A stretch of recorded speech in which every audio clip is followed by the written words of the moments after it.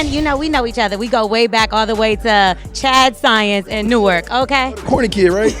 No, I did not say that. Misquoted for sure. No, you did not hear me say I said we used to make fun of the name. But yeah, he is obviously killing things out here. People who bullied Michael B. Jordan are currently eating their words. The man is now a huge star dominating Hollywood and getting plenty of attention. Chris Rock was another celebrity who ran into a childhood bully. No, we're not talking about Will Smith. Childish games, but if you talking crazy out your face up on the stage and disrespect me on the stage, expect me on the stage.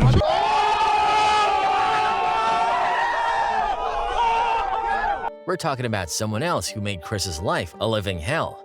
But what happens when Chris runs into his old bully at the height of his fame? I was doing a movie a couple of years ago, and one of my bullies was working security on the movie.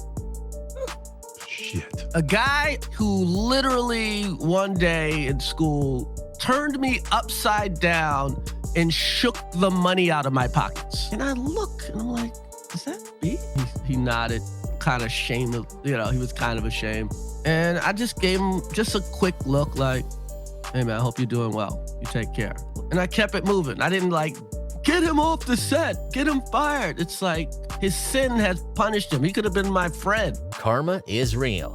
Eminem did not go so easily on his bully. No, in typical Slim Shady fashion, he put his bully on blast on his record called Brain Damage. Baby daughter Haley, I was harassed daily by this fat kid named D'Angelo Bailey. Damage. The lyrics of the song depict how D'Angelo Bailey used to bully Eminem in middle school. During the height of the bullying, Eminem fell on the floor unconscious after being hit with a snowball containing a heavy object. Ouch! This episode led Eminem to suffer a traumatic brain injury, hence the title of the song, Brain Damage. D'Angelo Bailey filed a $1 million lawsuit against Eminem for slander and invasion of privacy, claiming he only bumped him and gave him a little shove. Here's the crazy part. In 2003, Judge Deborah Servito dismissed the case and famously wrote part of her ruling in rap form. Mr. Bailey complains that his rap is trash, so he's seeking compensation in the form of cash. Imagine getting served in court by a judge. This next story is not by a celebrity, but it hit international news. Due to how insane it was, we just had to share it with you.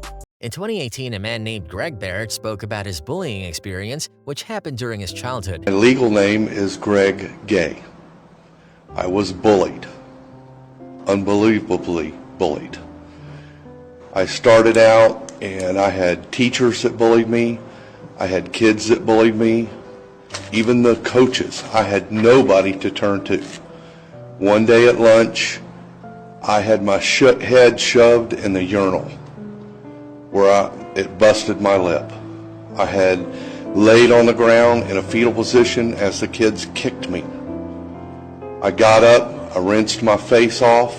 Yet here I am, covered in urine from laying on the ground underneath the urinal. My lip was busted and they sent me home. Well, I went home and I got the .45 out of my father's drawer and put it in my mouth. Because at this point I had nobody in the school system to help me. Is that the way this is going to be? Lance, you were the one that shoved my head in the urinal. Thank you. Tell you what, this is Want to debate it? Because I got witnesses that were there when it happened. In later interviews, the man he accused of bullying him, Lance Hint, denied all allegations, stating, "I do not suggest that Mr. Barrett was not bullied, only that I was not part of it." But here's the crazy bit. Others stepped forward to back Greg up. The result of the backlash forced Lance to resign from his position. Talk about your past catching up to you. Something similar happened to Lady Gaga, who was also bullied. When I was in high school, I remember once some of the girls from my class, they were hanging out with some boys that I knew also. And I went to meet some friends for some pizza that were at the same pizzeria. And the boys picked me up and threw me in the trash can. On the street. On the corner of my block while all the other girls from the school were leaving and could see me in the trash. And everybody was laughing, and I was even laughing. I always had that nervous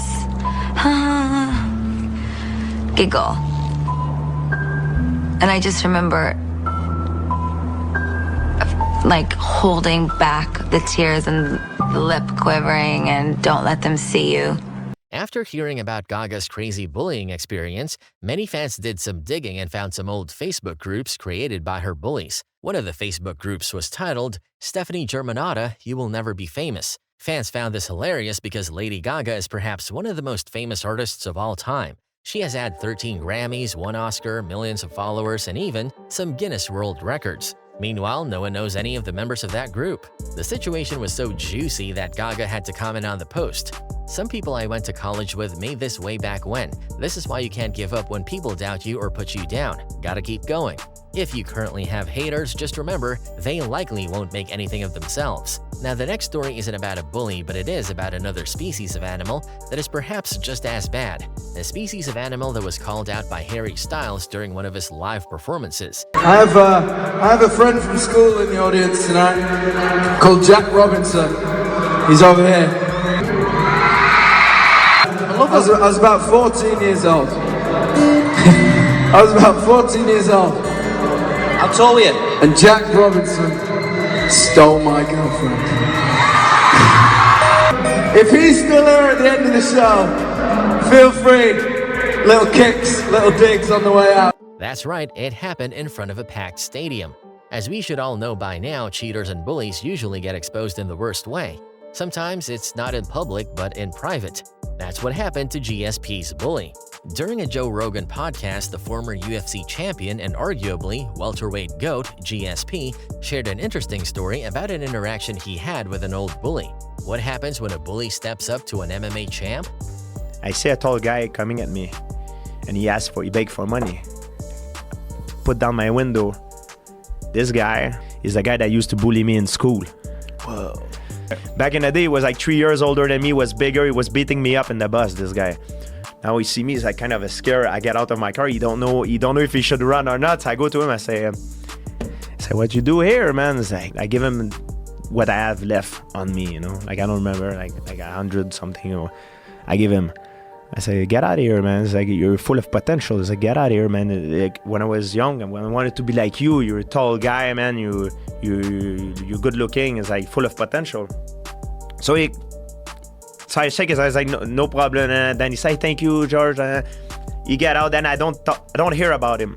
Then my dad say, hey, you know who come to the house? I'm like, yeah, I met him. He said, yeah, he said you met him in the street, but now he said, he came to thank you. He wanted to talk to you, but I said, you don't live here, and I didn't want to give you a number. But he said, look, George, he talked to me, and he said, he changed my life. Now I have a job, and I feel good. I just want to say thank you. GSP later found the real reason why his old bully was so violent. The story behind it is a story as old as time. I talk to the dad. He say, listen, stop. Can you tell your son to stop hitting my son in the bus because he need to be focused on the school? And the dad, when my dad came back, he said, hey, I went to talk to his dad, he's gonna stop. So he said that his dad was like drinking and stuff, and he was beating. Next time you run into a bully, just remember that they are likely suffering from some deep-seated issues. No one on their right mind would bully another human being. In some cases, bullies act out of desperation. Mike Tyson grew up in the hard streets of Brownsville, New York. He had a troubled childhood which led him to live a life of crime. Over the years, he has opened up about his chaotic childhood. But when you leave a trail of destruction, some bones are likely to come out of the closet. You robbed me when I was 8 years old on Amboy Pickett. I robbed you? Now he's blaming me for robbing him. No. Yeah, niggas got robbed. You robbed me when I was a kid, bro. Pickett, Woolworth store. Remember Woolworth? Yeah, Woolworth. We take our pictures. Yeah. I'm sorry. No, don't worry about it, baby. Flashback. What sorts of crimes would you commit? Yes, anything. It's name anything to make a buck. And what's the worst? Robberies, armed robberies. Can you believe that Mike Tyson robbed this poor dude when he was just a kid? At least he said sorry, just like he did to Evander Holyfield after biting his ear. What is this?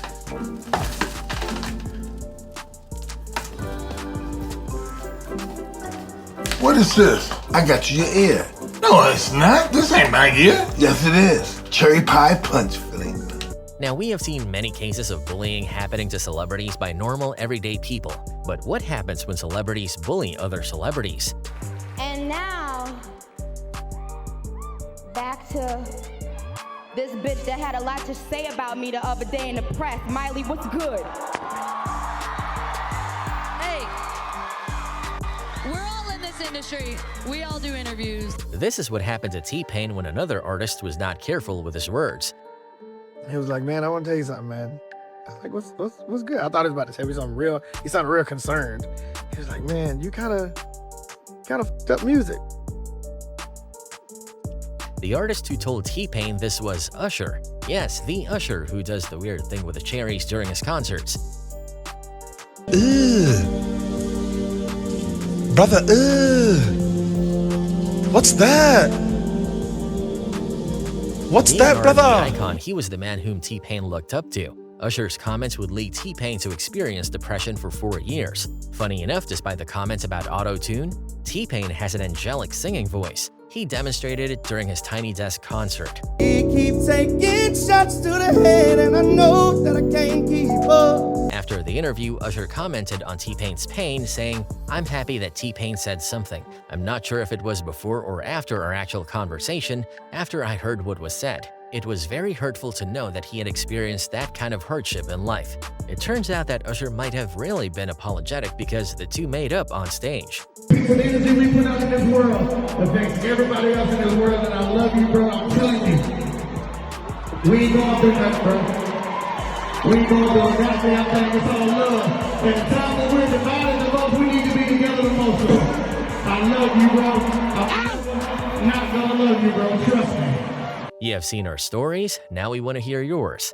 Did you have a bully growing up? How did you deal with it? Or perhaps you were a bully? Let us know in the comment section below.